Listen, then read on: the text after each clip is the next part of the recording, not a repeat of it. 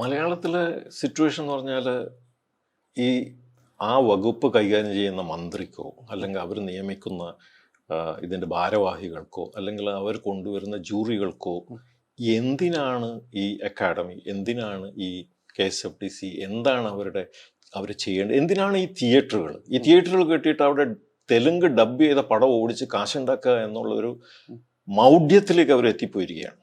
എന്തിനാണ് ഇതൊക്കെ ചെയ്തിരിക്കുന്നത്?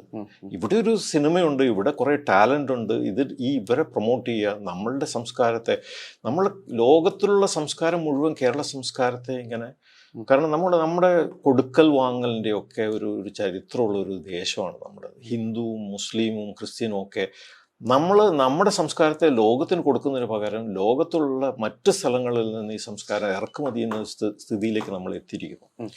അപ്പം കലയെ പ്രൊമോട്ട് ചെയ്യാനും നമ്മുടെ സംസ്കാരത്തിനെ പ്രൊമോട്ട് ചെയ്യാനും വേണ്ടി ഉണ്ടാക്കിയിരിക്കുന്നത് അതിനാണെന്ന് പോലും തിരിച്ചറിയാൻ പറ്റാത്ത ആൾക്കാരുടെ കയ്യിലാണ് ഇന്ന് എത്തിയിരിക്കുന്നത്.